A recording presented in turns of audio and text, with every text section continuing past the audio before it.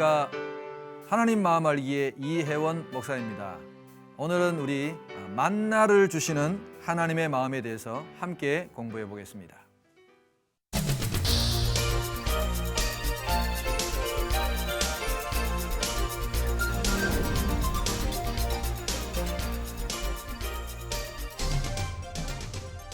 네, 지난주에 이제 홍해를 건넌 이스라엘 백성들의 이야기를 했습니다.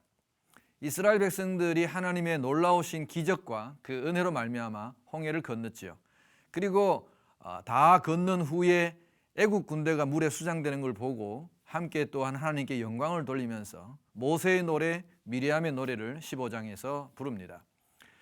그리고 이스라엘 사람들이 환희에 들떠서 이제 정말 우리가 해방되었구나, 이제 자유인이 되었구나 하고 기뻐했는데 사실 그것도 잠깐이었습니다. 그들이 발을 내디딘 곳은 바로 광야였죠.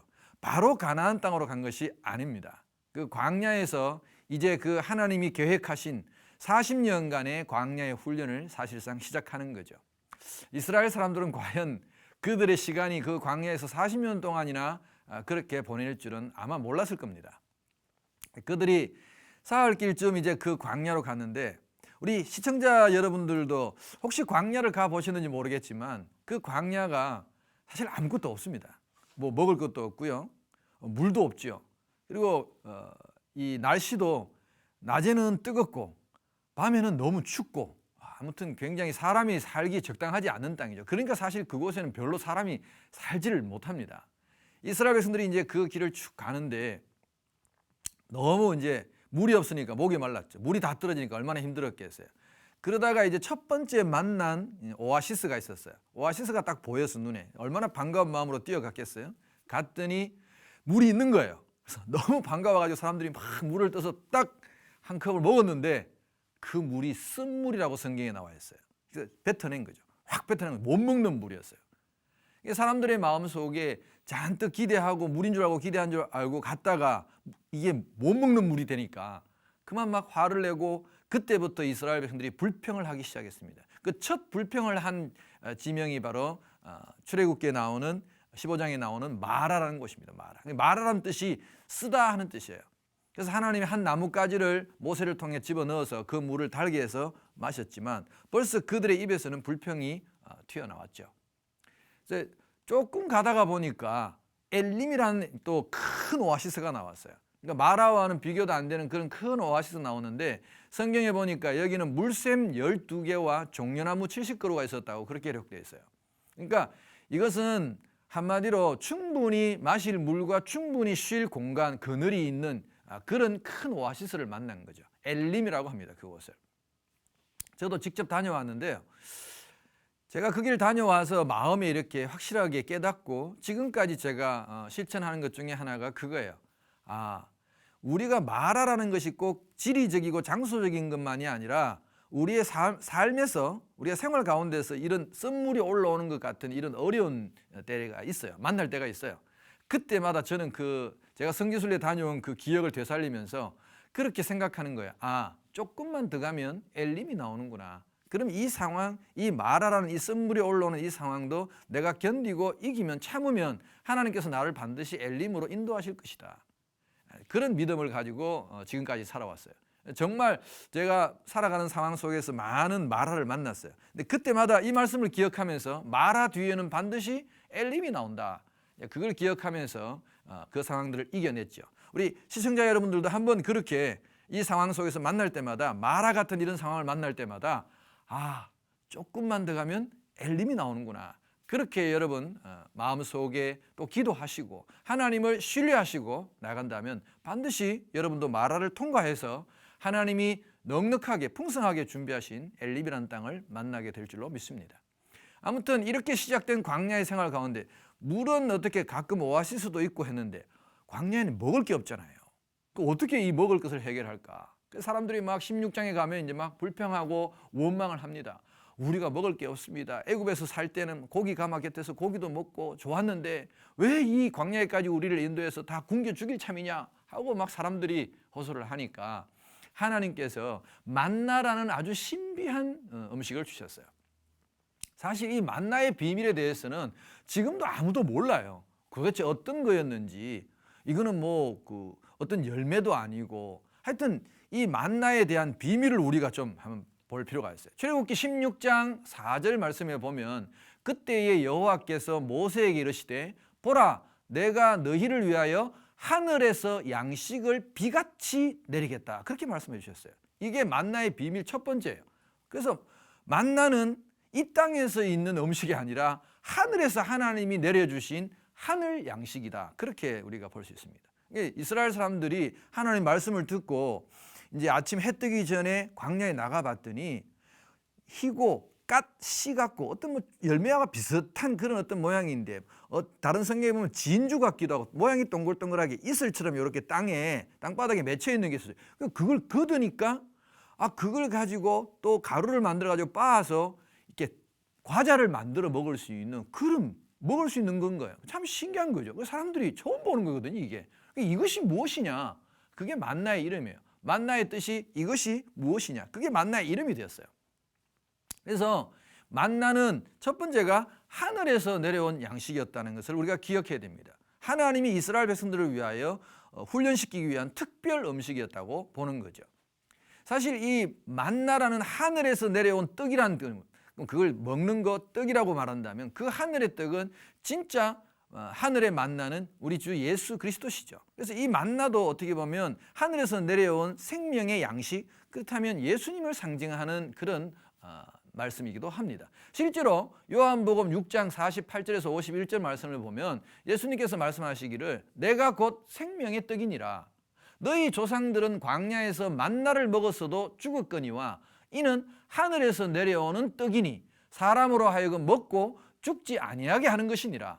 나는 하늘에서 내려온 살아있는 떡이니 사람이 이 떡을 먹으면 영생하리라. 이런 말씀을 하셨단 말이에요. 그러면 우리가 항상 성경을 볼 때 여러분 지금까지 저랑 그런 이야기를 많이 하셨는데 구약의 어떤 그런 사건들은 예수 그리스도를 예표하는 그런 사건들이 많습니다.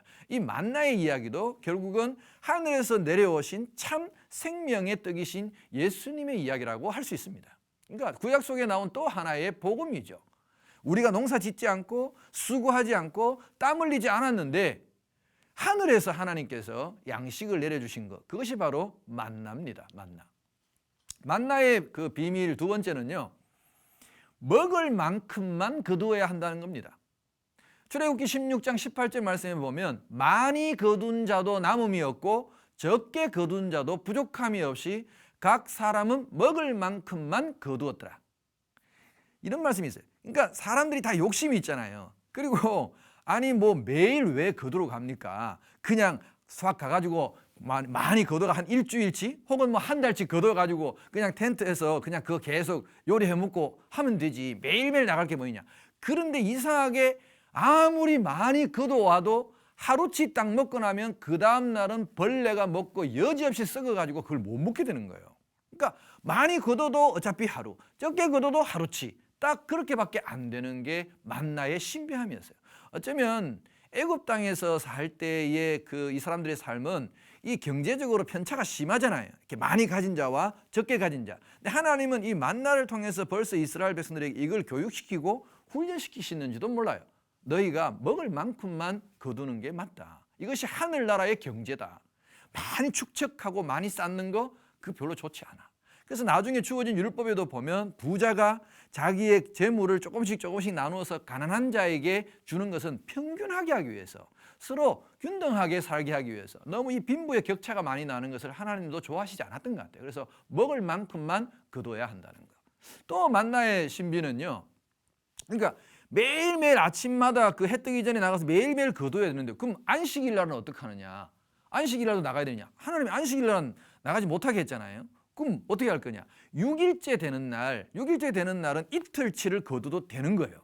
희한하게 똑같은 물질이고 똑같은 만나인데 6일째는 이틀치를 거둬와도 그 다음 날이 되어도 벌레가 나지 않고 썩지 않는 거예요.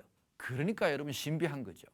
그래서 만나의 신비 중에 세 번째는 안식일을 지킬 수 있게 안식일 전날에는 하나님께서 갑절을 주신다는 거죠. 이게 출애굽기 16장 22절 그리고 24절 말씀에 나와 있어요. 여섯째 날에는 각 사람이 갑절의 식물 곧 하나에 2 오멜씩 거둔지라. 원래 한 오멜이 하루치인데 두 오멜씩을 거두는 거예요. 그들이 모세의 명령대로 아침까지 간수하였으나 냄새도 나지 아니하고 벌레도 생기지 아니한지라. 그렇게 나와 있어요. 그러니까 이게 참 신비한 거죠. 안식일을 지킬 수 있도록 하나님이 안식일 전날에는 이틀치를 거둬도 되게 해 주셨다 이 말이에요. 만나의 이제 그런 이야기가 성경에 기록된 거예요. 이스라엘 백성들이 이렇게 만나를 먹었는데, 여러분 성경을 잘 보면 재미있는 이야기가 하나 있어요.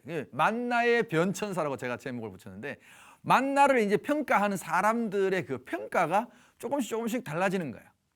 처음에 출애굽기 16장에 이제 만나를 처음 만났잖아요. 여러분 생각해 보세요.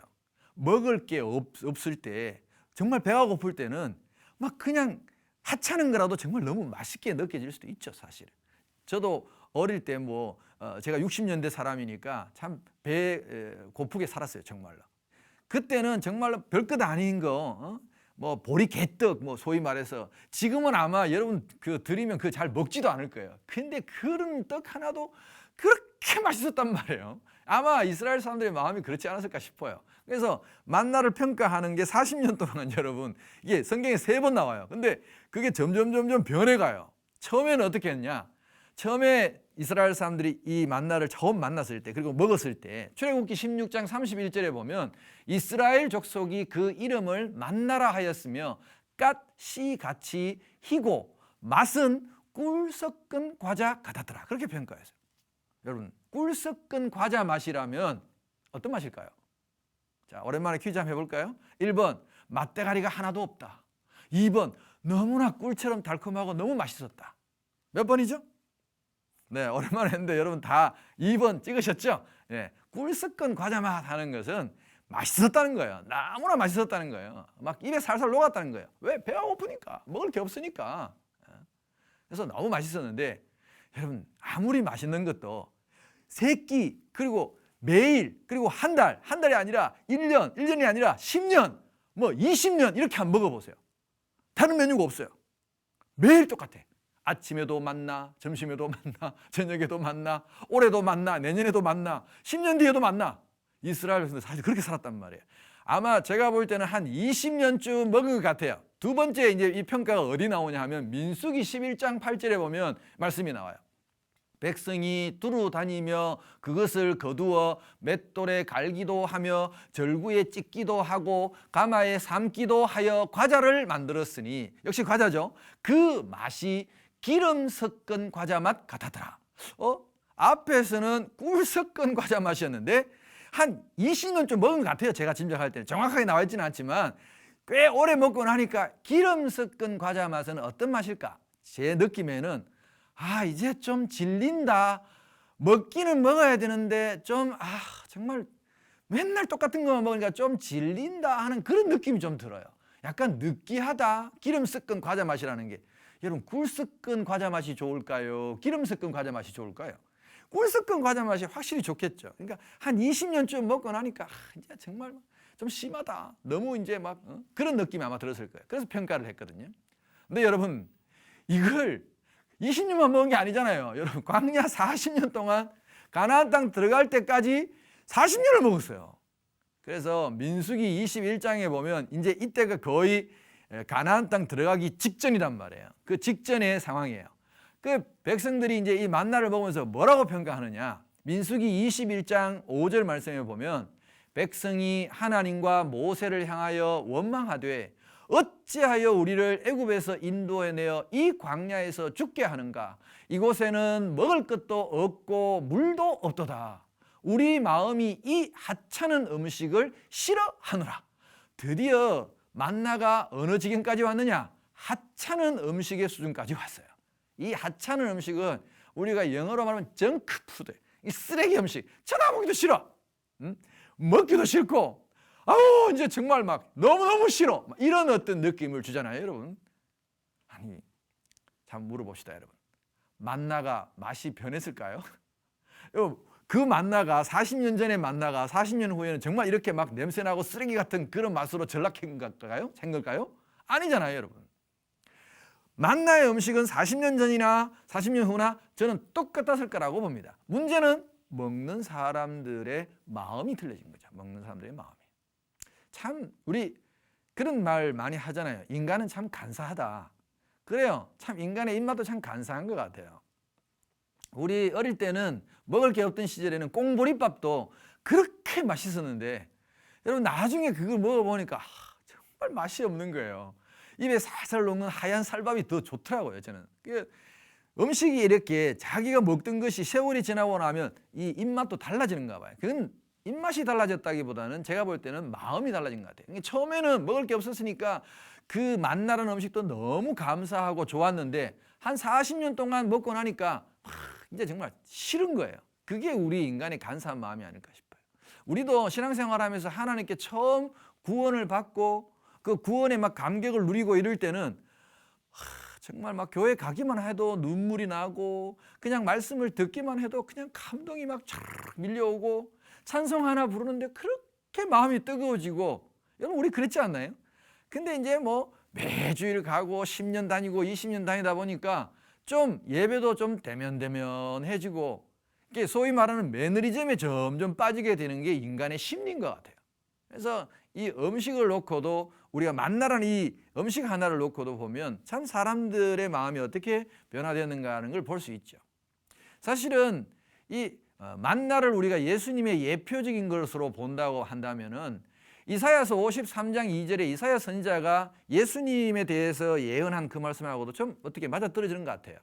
예, 이사야 53장 2절 말씀에 보면 그는 주 앞에서 자라나기를 연한 순 같고 마른 땅에서 나온 뿌리 같아서 고운 모양도 없고 풍채도 없은즉 우리가 보기에 흠모할 만한 아름다운 것이 없도다. 그렇게 이야기했어요.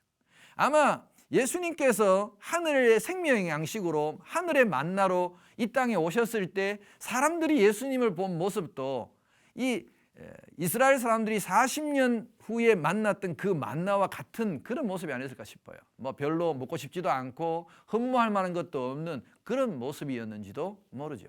그러나 사실은 그것이 이스라엘 백성들을 40년 동안 그 생명을 유지시켜온 생명의 양식이라는 사실에는 아무도 부인할 수 없는 거죠.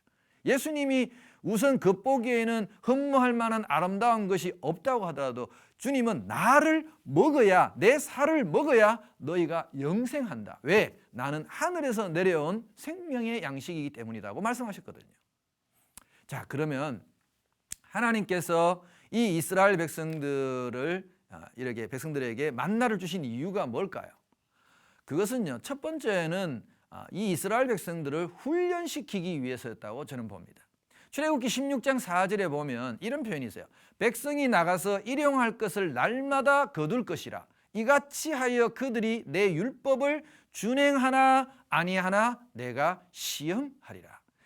사실 하나님께서 제가 지난주에 말씀드렸던 홍해를 굳이 건너게 하신 이유는 육지로 올라가도 되는데 굳이 바다를 건너고 이 광야로 하나님 인도하신 것은 그 목적이 제가 그랬죠. 훈련을 위해서였다고. 근데 이 훈련이 이제 좀 더 구체적으로 자 우리가 이제 군에 입대했다고 한번 생각해 보세요. 군에 입대하고 나면요. 여러분 군대의 이 훈련이라는 것은 매일매일 반복되는 훈련입니다. 매일 아침에 점호하고 저녁에 자기 전에 점호하고 그리고 매일 똑같은 일과로 항상 같은 훈련을 시킵니다. 어떨 때는 좀 지겹다 싶을 정도로 그렇게 해요. 그러나 그 반복되는 훈련이야말로 그 군사를 정말 군인답게 만들어 가는 것이죠. 오늘 이 출애굽기 16장 4절에 보면 백성이 나가서 일용할 것을 날마다 거둔다고 했어요. 제가 그랬죠. 이틀치, 사흘치 혹은 일주일치 거둬도 안 된다고. 다 썩어버리고 벌레가 나버리고 못 먹는 거예요. 그럼 매일매일 나가는 거예요. 왜 이렇게 매일 나가게 하셨을까? 이 이스라엘 사람들은 이런 평생을 애굽 땅에서 종으로 살았어요. 노예로 살았어요. 그러니까 노예로 살던 그 노예의 근성, 뭔가 누가 일을 시켜야만이 하고 안 시키면 안 하는 그런 노예의 근성을 싹 뽑기 위해 가지고 이제 매일 나가서 스스로 자기 먹을 양식을 거두는 자유인으로서의 삶을 훈련시키기 위해서 하나님의 백성으로서 훈련시키기 위해서 이 만나를 주셨다고 보는 거죠. 그리고 신명기 8장 3절에 보면 이 만나를 주신 그 의도 자체를 하나님이 어떻게 설명하시냐 하면 어떤 훈련을 시키느냐 하면은 만나를 내게 먹이신 것은 사람이 떡으로만 사는 것이 아니요 여호와의 입에서 나오는 모든 말씀으로 사는 줄을 내가 알게 하려 하심이라. 이게 목적이란 말이죠.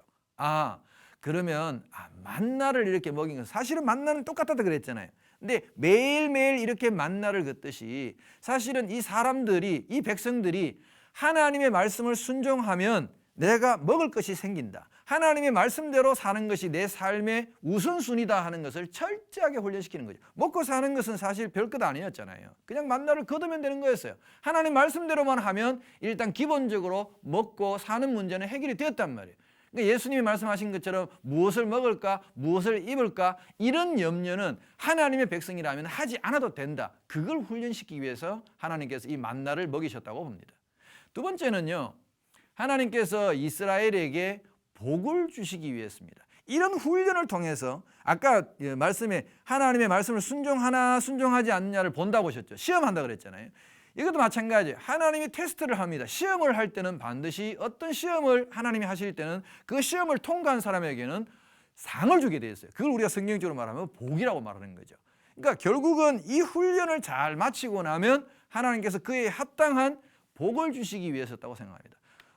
신명기 8장 16절 말씀에 보면 이렇게 되어 있어요.